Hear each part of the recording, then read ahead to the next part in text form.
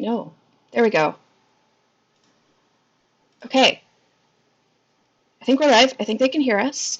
Hi, everyone. Sorry for the slightly rocky start there. I am working on a new computer and just all the little things, trying to get reset back up, all of the settings. But anyway, welcome. Thank you for joining us here for our Planetarium live stream.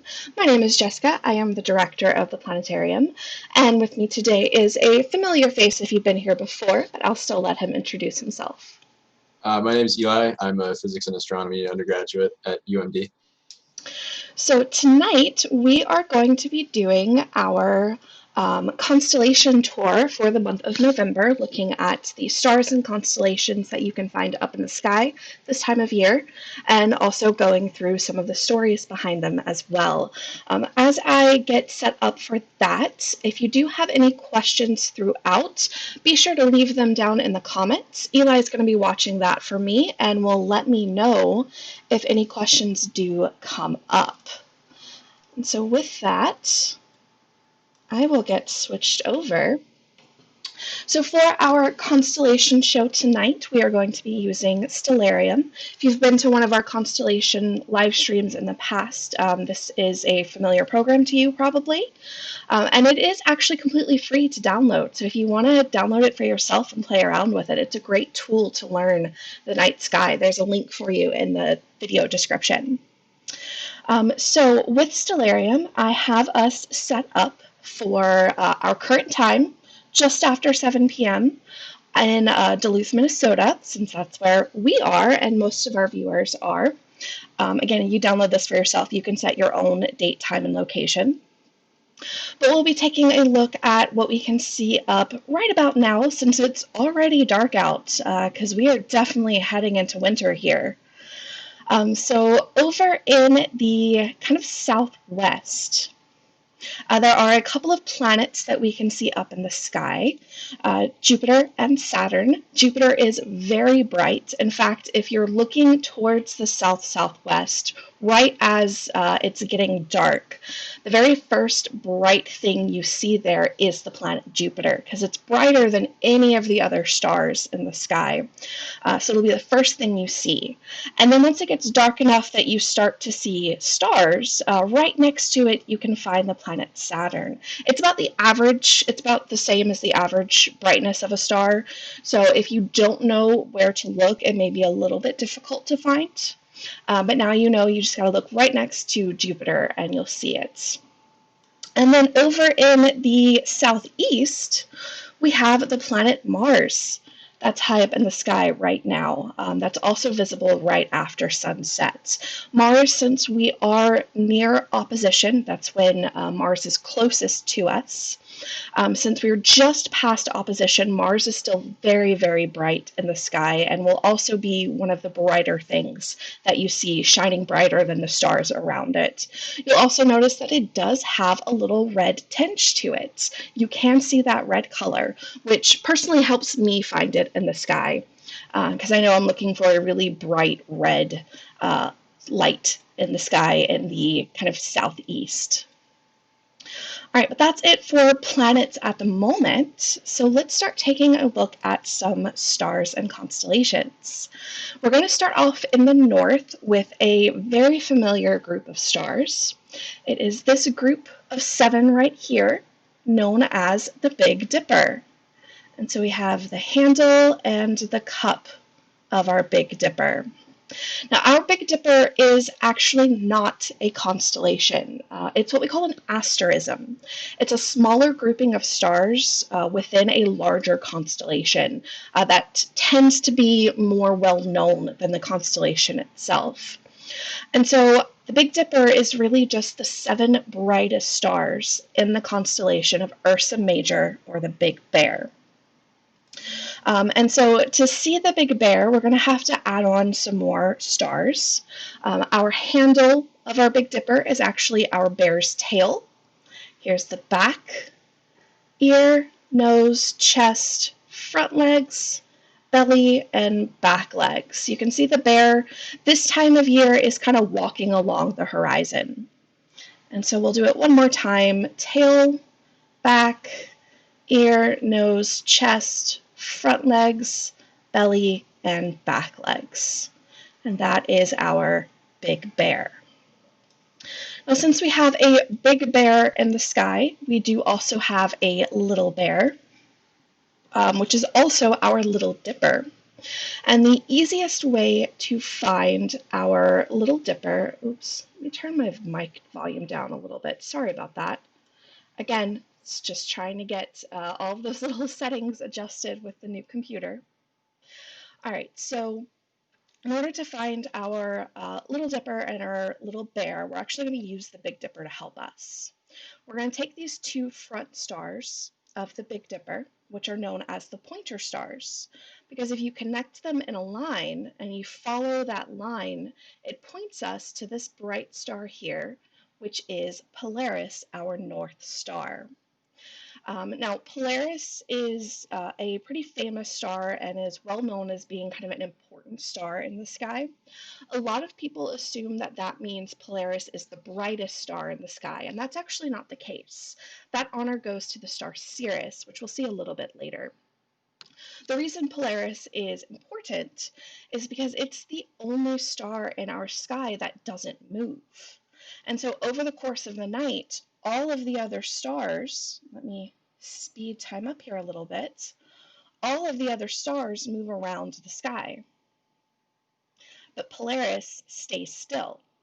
And so early observers and early cultures realized that star, since it always stays there, it always points in the direction of north, hence it being the North Star.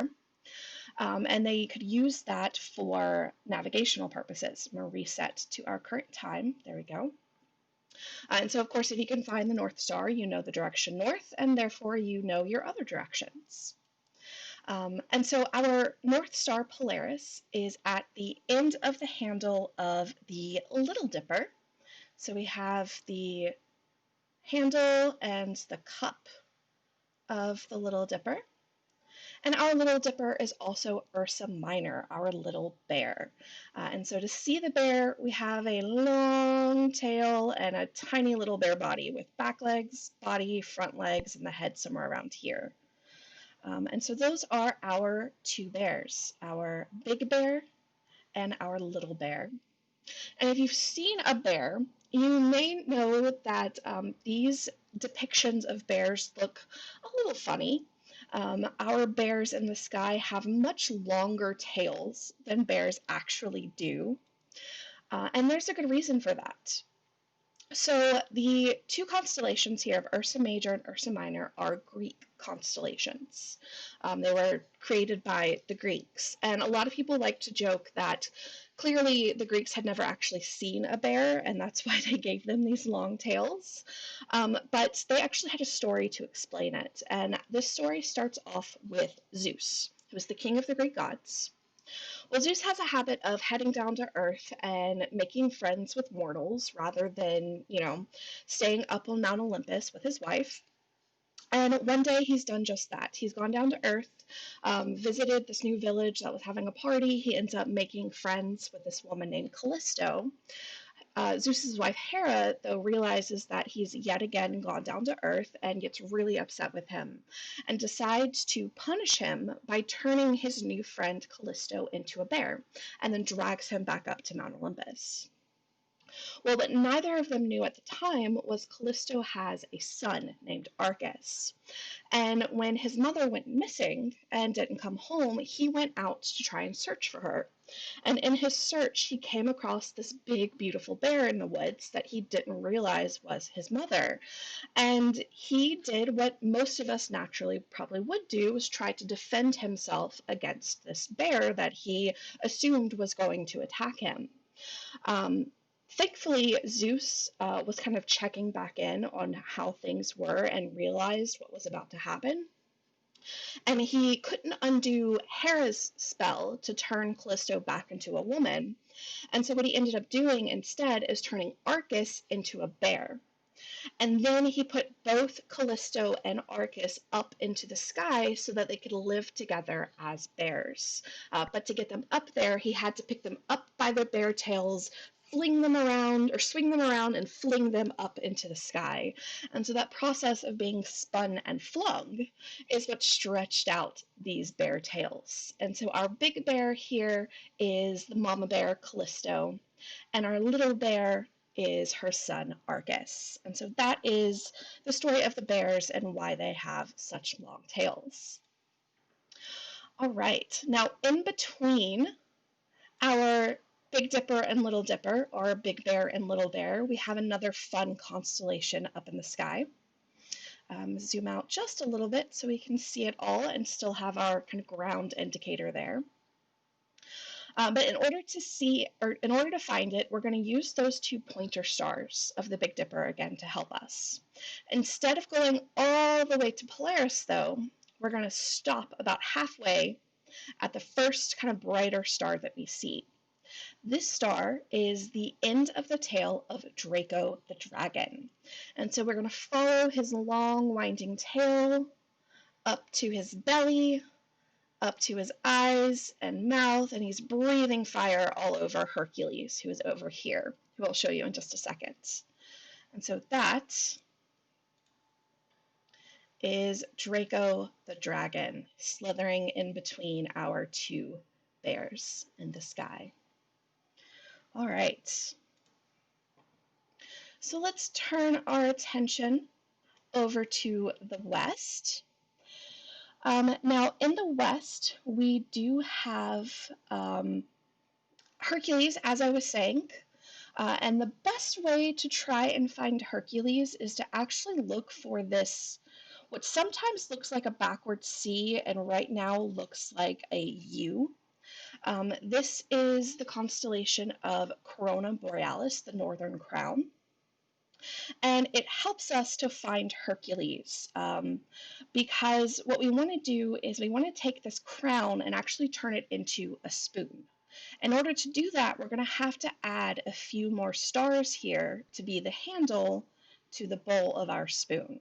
And by doing this, what we have found by adding those stars for a spoon handle is we've actually found the belt of Hercules.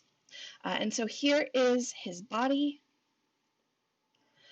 We have some legs and then some arms. He's kind of tumbling across the sky right now.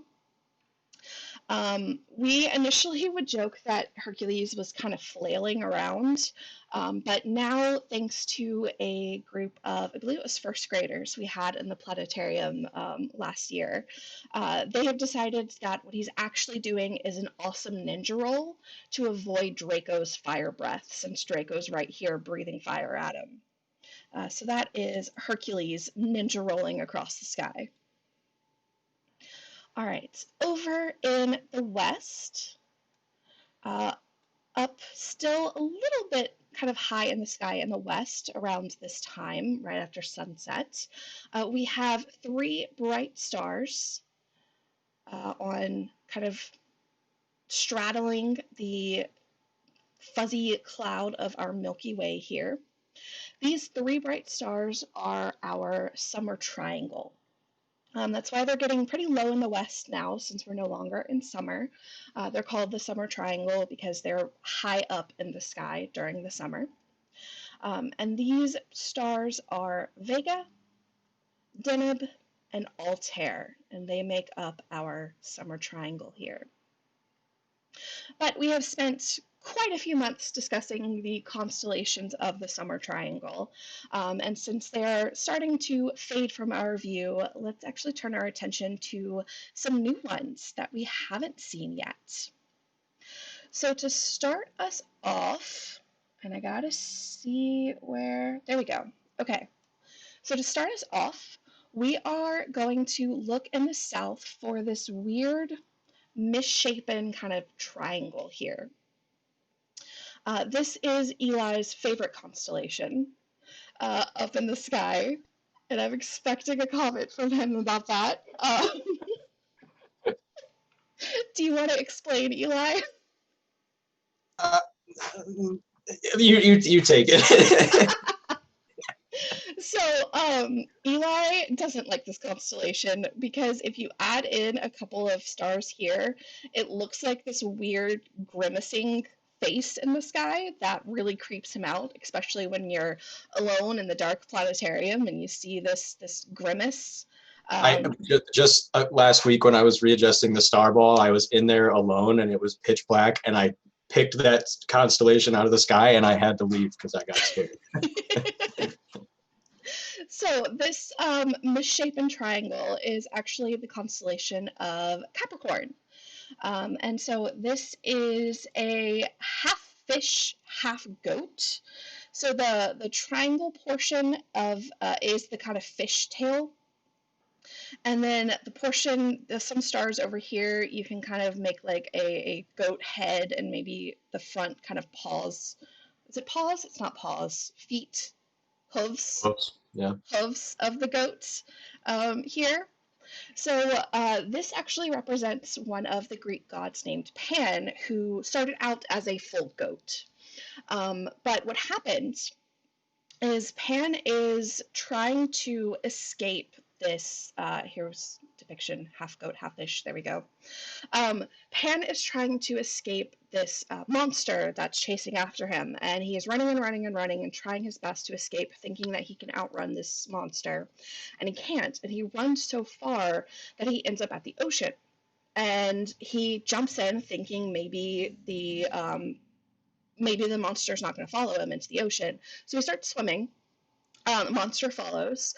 The other gods by this point see the trouble that Pan is in, and so Zeus decides to give him some help by turning his back half into a fishtail so that he can swim fast enough to finally escape. And that's what happens, and that's what gives us our half goat, half fish up in the sky. Oops.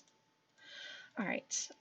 Now, using the tail of Capricorn, we can find another constellation up in our sky. So we're going to use the tail to act as an arrow to point us to this kind of group of stars right here, which is kind of like the waist of our next constellation of Aquarius. So he's kind of kneeling down. So here's kind of one leg, and here's another leg. You can see his knee on the ground as he's kneeling. And then we have his body, and then here he is holding a water pitcher because that is what Aquarius is known for. He is the water bearer to the gods. And there he is. All right. So if we keep heading over to the southeast, right above the planet Mars, you can see a nice big square in the sky. And we had a lot of fun with this constellation because this is one that really shows just because you now know the name of a constellation does not necessarily mean it's going to look like you think it should. Because this big square is the square of Pegasus, a horse with wings. How the Greeks decided a square looks like a horse with wings, I don't know.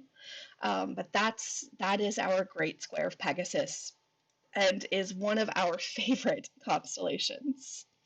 But once you have found the great, square of Pegasus, you may notice that there is this kind of V shape below the square of Pegasus here. This V shape, this big V across the sky, is actually the constellation of Pisces.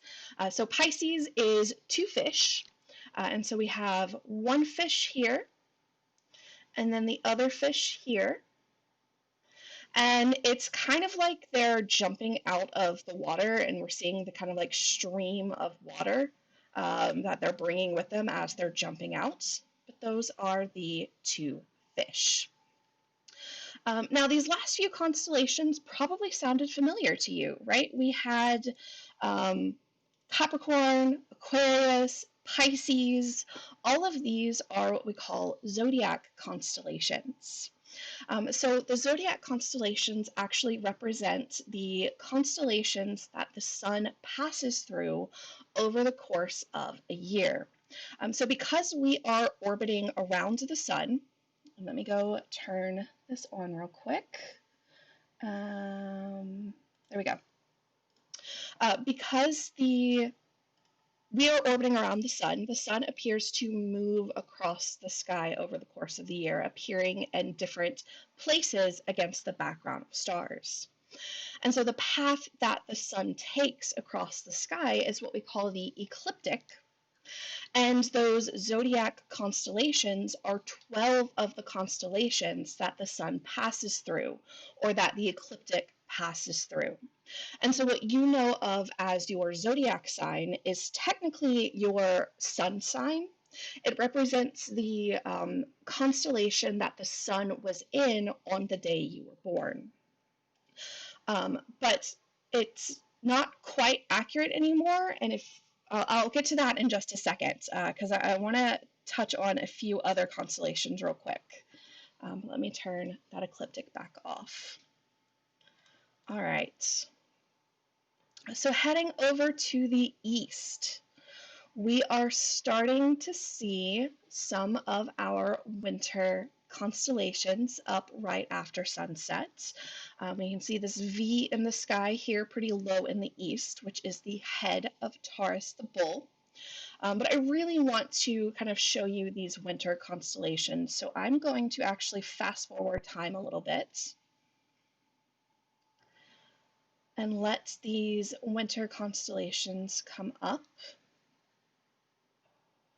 And so you can watch the time over here. We are getting to close to midnight for these all to be up in the sky.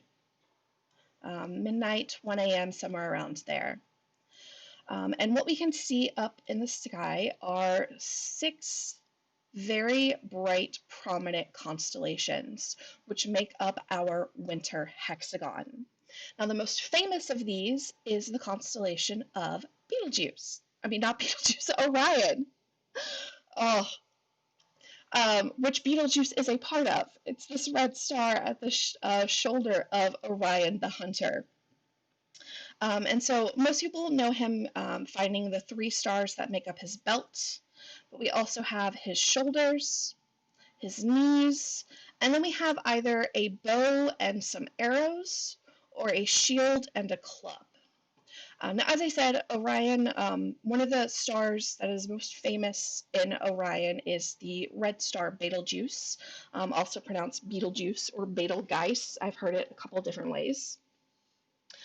And this is a kind of famous star, one, because it is very bright and easy to see. It's also very obviously red. But what's interesting about it is this is what we call a red supergiant. So it is a star that is towards the end of its life.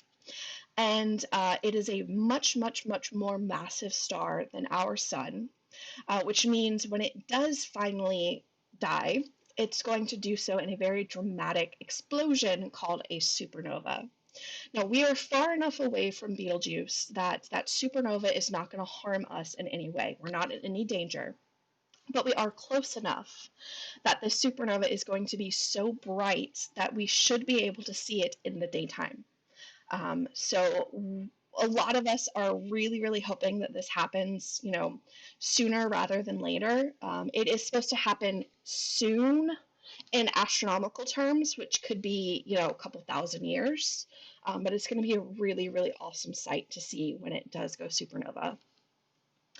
But the other thing that Orion is known for is this cloud of gas that sits right here in the sword of Orion. And as we zoom in, this third kind of middle, what looks like a star in the sword of Orion, as we zoom in, we see is actually not a star. This is a big gas cloud. And this is one of the things that I love about Stellarium, is it does have these beautiful images that you can zoom in and see But this is what we call a stellar nursery. It is a giant cloud of gas that is actively forming stars. And it's beautiful to see through a telescope because it is pretty close enough to us that even through a decently small telescope, say about 6 inches, you can still see some structure in it, like we're seeing here. You can see some of these colors, and it's beautiful. And that is the Orion Nebula. All right, the last thing that I want to point out in the kind of winter hexagon, because I want to save a little bit for once we actually get into winter, but right up here above that V shape that is the head of Taurus the bull sits a group of 6 to 7, depending on how good your eyes are, little stars that kind of look like a mini dipper. But this isn't a dipper. This is the star cluster called Pleiades. Pleiades is also known as the Seven Sisters because, as I said, if you have good eyesight, you can see 6 to 7 bright stars in this cluster. So the number 7 is attributed to it a lot. And this is what we call an open cluster, and it actually contains probably about 1,000 stars in it. We're just seeing the biggest and brightest of them. And so this is the Pleiades star cluster. And there are some really interesting stories that go with it. One of my favorites, I think this one's with Pleiades. I might be getting the Big Dipper confused because it also has 7 bright stars. And I know, Eli, you're not sure because this is something I would need to ask Lindsay. Yeah. I'm blanking. I'm trying to pull it up real quick, but my phone is dying. Okay, I'm going to tell it, and then I will post later whether I was right or not. But one of the stories that I know that goes with this comes from a Native American tribe that I can't remember. This is one of the things I was trying to look up, but it deals with these 7 wives who were out walking through the woods one day. And they got a little hungry and they found some wild onions. And so they decide to have a snack of these wild onions. And then when they get home, they go to greet their husbands. And give them a little hello kiss, and all of the husbands like recoil because the wives have this stinky onion breath, and they're like, no, you can't be in here with that stinky onion breath, go. And so they kick the wives out of the house because of their stinky onion breath. Well, the wives are obviously very upset about this and kind of angry. And so they decide to just leave, and they wander up into the sky where they can live peacefully together with their stinky onion breath. But after some time, the husbands realize that they were maybe a little bit too harsh and decide to go after them and find them. And that's actually what this little group of stars here that makes up the face of Taurus the bull. These are the husbands that are now trying to go after the wives and be together again because they realized that they were wrong. They were a little harsh there. All right. So I had mentioned the last thing I want to talk about is how your zodiac constellation, your sun sign, is not entirely accurate. And that's because if you were to actually use a program like this and look at the constellation the sun was in the day you were born, that's actually not going to match up what the charts say. And the charts with like the range of birth dates, and they tell you what your sign is. And that's because the information that those charts are based off of was created a couple thousand years ago. And back then, Polaris was actually not the North Star. Because the Earth precesses, it wobbles like a top. And so right now, the rotation axis of the Earth is pointed to Polaris, our North Star. But a couple thousand years ago, that wasn't the case. It was something else. And so the sun was in a different constellation on the day you were born a few thousand years ago than it is today. And so that's inaccurate now. But yeah, with that, I think we are at time. And so I will head back from here. Any questions come in, Eli? Nothing came through. No. All right. Well, if you do have any questions, now is a great time to leave them down in the comments. And while we wait and see if any of those come in, let me tell you a little bit about what's coming up over the next week. So next Wednesday, we are doing Star Wars Fact or Fiction that Eli has been working on. And basically, if you've been to the Planetarium in the past, you know we used to have a Star Wars show that was pretty out of date by this point. And so Eli has been working to update it. And I think it's fantastic. You should definitely come check it out Wednesday. And then next Saturday, we're going to be doing a tour of our solar system, and we'll take you on a virtual tour up close to all of the planets and tell you some of the cool things behind them. Some of our favorite facts, things like that. Also answer your questions that you have about them. Just have a fun time with that. So yeah, that's our shows for the next week. I do also want to mention that our stellar distancing T-shirts are still for sale. We do still have some of those. If you are interested, the link is in the video description. And there is an option to, if you're local to Duluth, to come pick them up from the planetarium, or you could pay a small additional fee and we will ship it to you.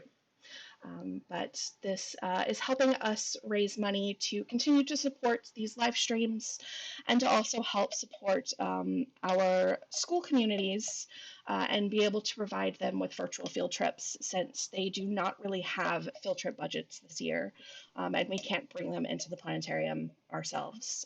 And since we have been closed since March, oh God, it's been so long.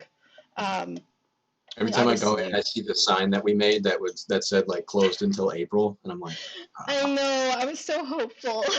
I know. So hopeful. But since we have been closed for so long, we obviously have not had the regular revenue of shows. And we'd like to still be able to provide services for the community. But one of the ways we're hoping to continue to do that is through selling these T-shirts. So if you would like one or would like to help support the planetarium, if you like what we do, we would definitely appreciate it. Yeah. All right. Anything come in?